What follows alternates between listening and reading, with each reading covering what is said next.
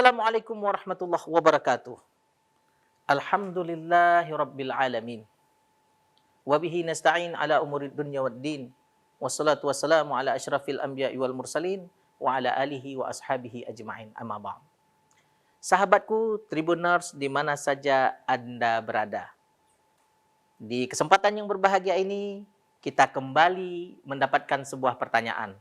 Lagi-lagi kami akan berusaha menjawab, mudah-mudahan terjawab dari permasalahan Tribuners di mana saja Anda berada. Apa pertanyaannya? Ustadz, saya sudah sering ibadah, tapi kenapa masih gelisah? Ustadz, saya sholat, bahkan sholat sunnah, sholat tahajud, sholat duha, udah dikerjakan, tapi kenapa masih ada kecemasan? Maka bisa jadi kita ada di beberapa faktor. Yang pertama, perhatikan sholatmu. Oh Ustadz, sholat saya udah benar Ustadz. Benarnya coba perhatikan bacaan sholatmu. Perhatikan tata cara wudhumu. Karena banyak kasus yang saya temukan di lapangan, mereka berwudhu saja masih punya masalah. Letak niatnya tidak bisa membedakan mana talafuz biniyah, mana melafazkan niat, dan mana hakikat berniat. Ketika sholatnya dia nggak tahu di mana letak niat. Dia pikir usalli, dia memikirkan usalli itu adalah niat. Padahal itu talafuz niat.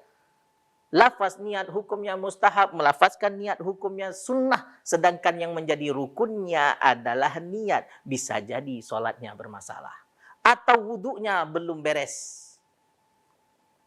Ada orang memikirkan mengusap rambut, padahal yang disuruh usap kepala, kebetulan rambut ada di atas kepala. Kalau usap rambut, bagaimana dengan orang yang botak? Artinya mengusap kepala, bukan diambil ujung rambut, diusap rambutnya. Ini tidak sah. Maka banyak problematika yang saya lihat baik di Indonesia maupun di Tanah Suci sana yang terjadi dengan orang-orang Indonesia.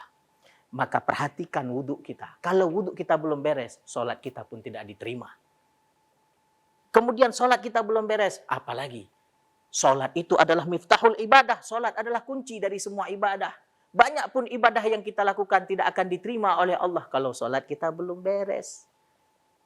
Makanya, ya Allah Subhanahu wa taala berfirman, "Wa'mur ahlaka bis-shalah", perintahkanlah keluargamu untuk melaksanakan sholat. "Wastabir 'alaiha", dan sabarlah di dalam sholat. Sabar juga kalau ketika menyuruh sholat. Ya, nas'aluka rizqan, kami nggak minta rezeki dari kalian. Nahnu narzuquka, kami yang kasih kalian rezeki. Berarti orang yang menegakkan sholat akan diberikan rezeki. Wal aqibatu littaqwa, itu adalah efek dari ketakwaan seseorang. Ustadz, sholat saya udah benar Ustadz. Saya panggil Ustadz ke rumah. Oh mantap, bisa jadi engkau ada yang di kedua. Bagaimana engkau dengan orang tuamu? Pernahkah bahasamu menggoresi hatinya? Bagi orang yang masih ada orang tua, segera minta maaf. Sering-sering minta maaf sama orang tua. Terkadang memang iya, orang tua kita suka ngomong nggak sesuai dengan pemikiran kita. Dia suka membanggakan anaknya, tapi kita yang merasa malu. Bagi kita udah S2, S3, profesor. Ingat, di hadapan orang tua, kita tetaplah anak-anak. Kita tidak punya hak untuk menceramahi orang tua kita. Anggap saja orang tua kita itu adalah ibarat Quran lama. Kenapa Ustadz bilang ibarat Quran lama? Dibaca nggak kelihatan, dibuang berdosa. Jadi tunggu saja.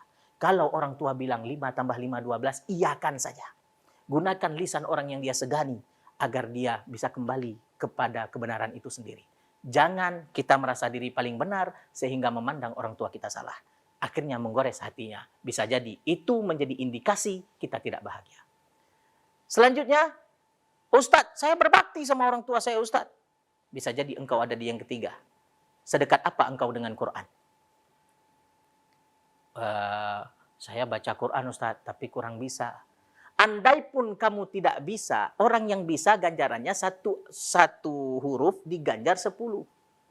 Tetapi orang yang nggak bisa diganjar 20. Berarti orang yang nggak bisa tetapi dia tetap mau belajar, berusaha membaca Al-Quran walaupun salah, tetap Allah nilai selama dia belajar, tetap Allah beri dia 2 pahala. Artinya berarti 20. Apalagi dia baca di bulan suci Ramadan. maka berusaha terus untuk belajar, menggali ilmu agar ketenangan itu datang. Dan selanjutnya, oh Ustadz saya sudah baca Quran. Coba perhatikan siapa teman-temanmu. Adakah teman-temanmu ahli maksiat atau ahli ibadat? Bisa jadi engkau terwarnai oleh teman-temanmu yang tidak mendukung keimananmu. Oh, teman-teman saya orang soleh semua Ustadz. Bisa jadi ada di yang berikutnya. Engkau tidak menerima ketentuan daripada Allah Subhanahu wa Ta'ala.